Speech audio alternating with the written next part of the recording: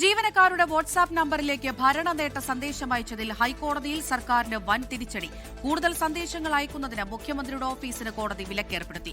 സ്വകാര്യതയിലേക്കുള്ള കടന്നുകയറ്റമെന്ന് രൂക്ഷ വിമർശനം നടത്തിയ കോടതി ഇനി സന്ദേശങ്ങൾ അയക്കില്ല എന്ന് ഉറപ്പു നൽകണമെന്നും നിർദ്ദേശിച്ചു. സ്പാർക്കിൽ നൽകിയിട്ടുള്ള വിവരങ്ങൾക്ക് എന്തു സുരക്ഷ എന്നാണ് ഹൈക്കോടതിയുടെ ആദ്യ ചോദ്യം. വിവരങ്ങൾ ചോർന്നിട്ടില്ലെന്ന് സർക്കാരിന്റെ മറുപടി. പിന്നെ മുഖ്യമന്ത്രിയുടെ ഓഫീസിന് എവിടെ നിന്നാണ് സന്ദേശങ്ങൾ അയക്കാനുള്ള നമ്പറുകളും മറ്റും ലഭിച്ചതെന്ന് ജസ്റ്റിസ് ബെച്ചു കുര്യൻ തോമസ് വീണ്ടും ചോദിച്ചു.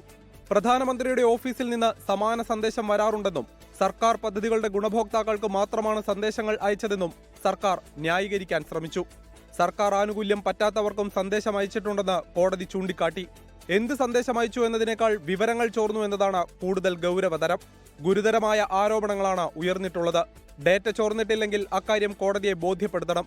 ഇനി കേസ് പരിഗണിക്കുന്ന വെള്ളിയാഴ്ച വരെ സമാന വിധത്തിലുള്ള സന്ദേശങ്ങൾ അയക്കില്ലെന്ന് അഡ്വക്കേറ്റ് ജനറൽ കോടതിയെ അറിയിച്ചു. മുഖ്യമന്ത്രി ഒഴികെയുള്ളവർക്ക് കോടതി നോട്ടീസ് അയച്ചിട്ടുണ്ട്.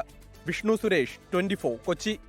ലോകത്തെവിടെയായാലും ഏത് സമയത്തും 24 വാർത്തകളും ഓഗ്മെന്റഡ് റിയാലിറ്റി പാക്കേജുകളും എക്സ്പ്ലെയിനറുകളും വിശദമായി കാണാൻ ഞങ്ങളുടെ യൂട്യൂബ് ചാനൽ നിങ്ങൾക്ക് സബ്സ്ക്രൈബ് ചെയ്യാം.